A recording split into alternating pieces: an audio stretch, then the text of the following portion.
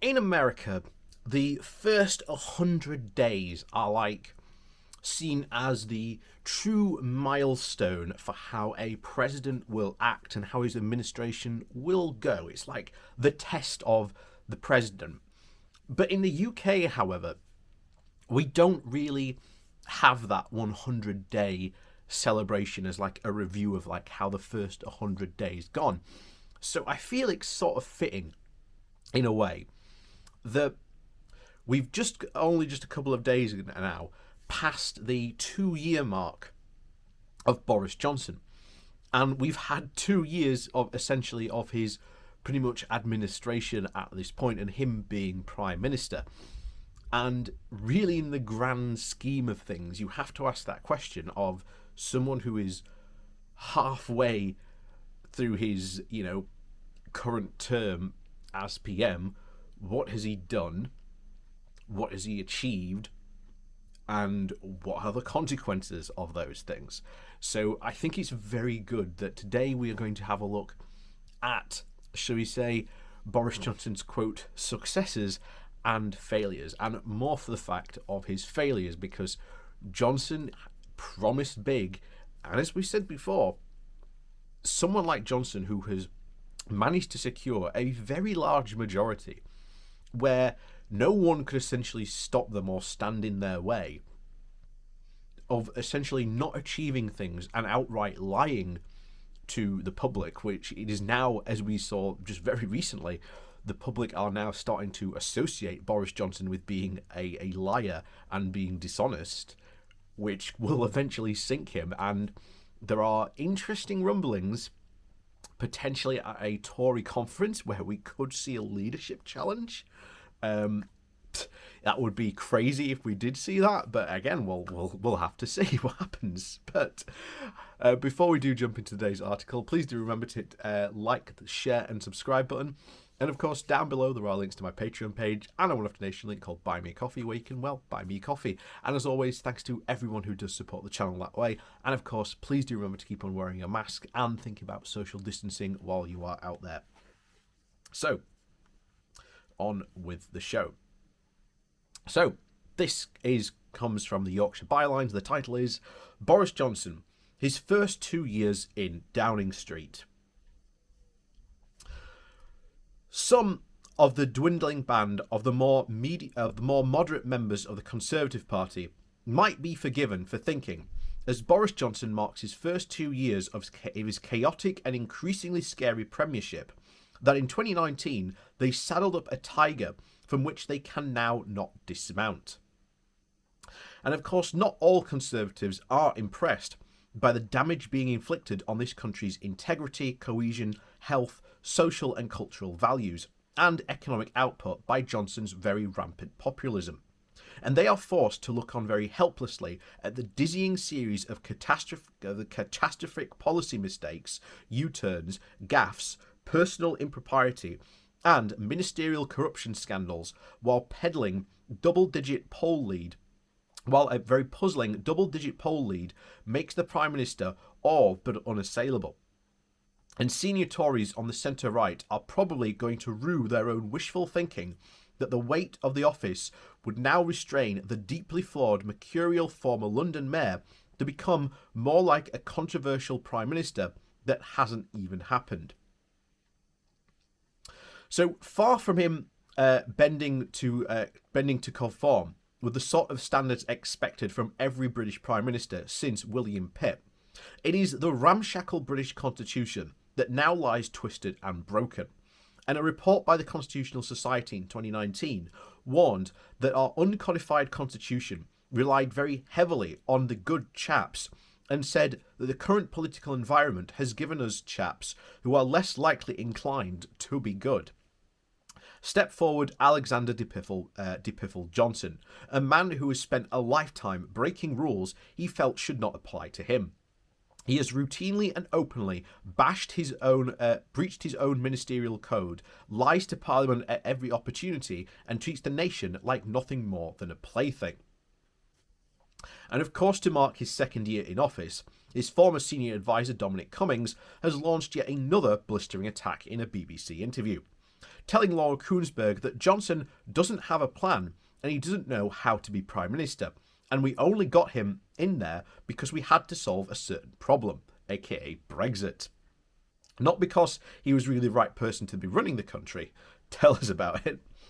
And on entering Downing Street, officials were advised not to burden the new PM with lengthy policy papers and preferably keep complex issues down to 2 sides of A4 maximum.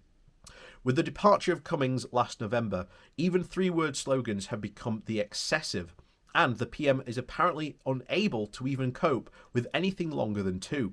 We now have Global Britain, Freedom Day, Levelling Up, and although in industry the steam of post-Brexit regulations to a grateful EU continues, there is at least talk of at least one being reduced further still to simply just levelling.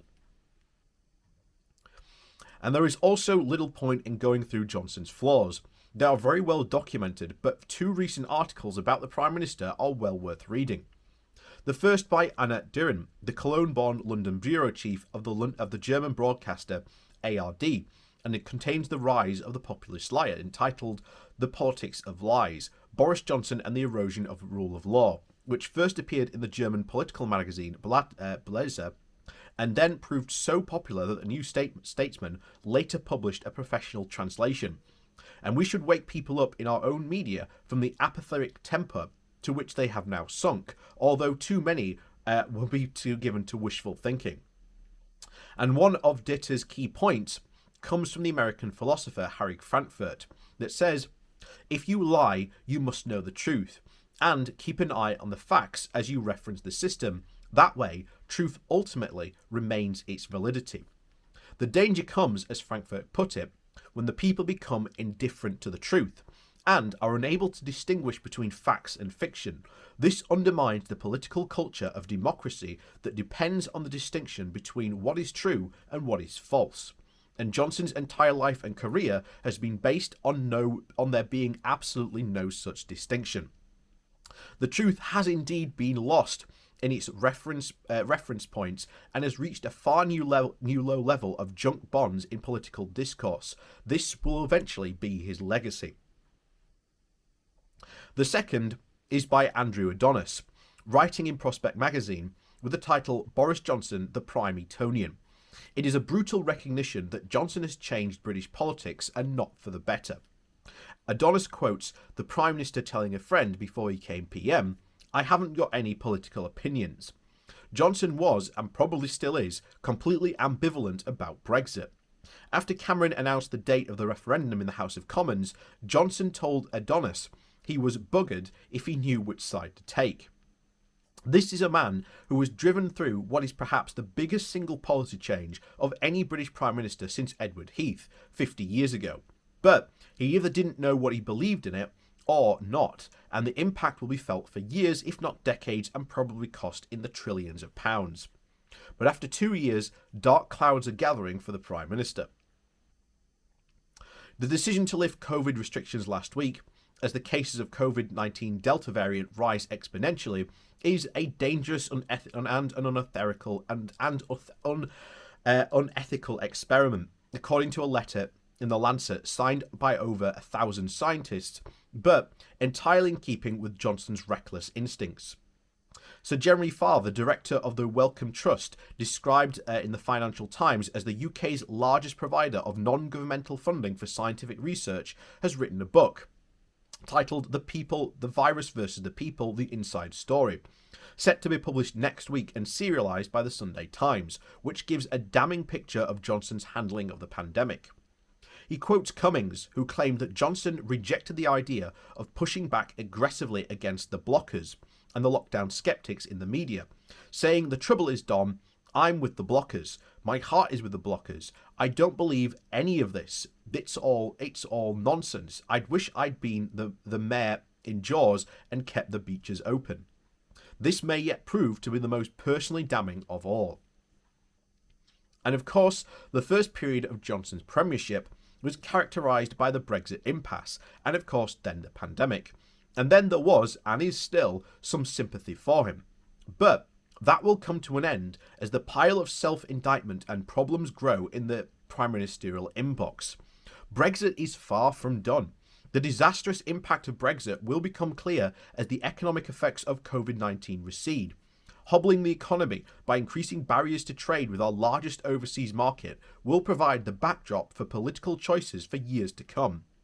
The British International Freight Association is also warning of the challenges from January 2020 are likely to be even greater than those of last January, as the UK moves towards implementing stages 2 and 3 of the border operating model, intend to control the import and export of goods to the EU. And food supply chains in Britain are right on the edge of failing, according to the British Meat Processors Association, reported by Reuters, although they blame COVID-19 tracing app, which has told hundreds of thousands of workers to isolate. This is notable that food shortages are not being experienced elsewhere in Europe.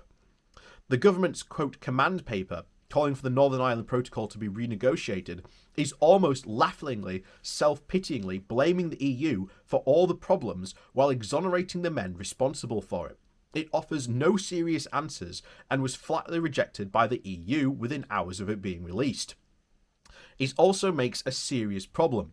Half of the population of the Promise, from the nationalist side, support the protocol as setting a clear ultimate course for Irish unity, and unionists oppose it for the same reason. The peace process is at risk, and as many experts have warned since 2016, amid all the old divisions have been reopened by Brexit.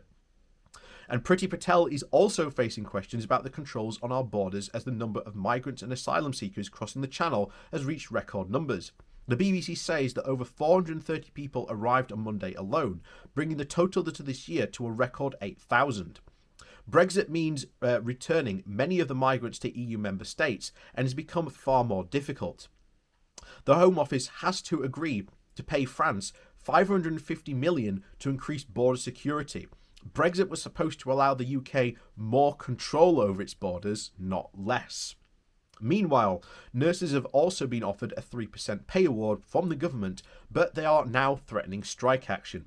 Other public sector workers are also offered no increases at all, meaning that a pay cut after including inflation, which is rising ominously, and trade unions are now spoiling for a battle. Even the single bright spot, constantly highlighted by Johnson and the UK's successful vaccine rollout, is about to fade, as the EU's programme is now gathering speed. And it seems likely that we will be overtaken shortly by the EU itself, with Denmark already ahead of the UK, and the combined number and those fully and partially vaccinated in Spain is close behind. When the Tory party chose the unreliable but popular Johnson over the controversial and affable Lummox Hunt, they entered a very Faustian pact, in much the same way the US Republican Party did with Donald Trump. This prospect of returning power triumphed over common sense. And if the accusations of reckless incompetence, the avoidable death of thousands of COVID victims and food shortages, the constant stream of businesses and others now shifting to the EU, and reigniting the troubles in Northern Ireland, and a wave of public sector strikes does not damage Boris Johnson, it is really hard to see what will. Or the future might even hold different choices for the nation that actually elected him. So we are in very, very interesting times, as they said, to quote the Queeks, and it's difficult to see which way it will go in this way and how it will affect the country and what direction this will have. But ultimately, as we've said before, the Brexiteers got so lucky that COVID came along, because we would be suffering far different things. And of course, when the checks come in, remember, October is when the first lot of checks start to hit the border. So what's going to happen there? If you're seeing the problems affecting the Northern Ireland with that border being in the Irish Sea, then what problems is that going to create now that you've got the problems, those checks down between the rest of the UK and the EU? It's perfect chaos, and I've said for a while, ABC, austerity, Brexit, COVID, all three are going to combine together to create a colossal mess. So with that said, thank you for watching. Please do remember to hit that like, share and subscribe button. And of course, down below there are links to my Patreon page, as well as one donation link called Buy Me Coffee, where you can, well, buy me coffee. And as always, we'll see you all next time.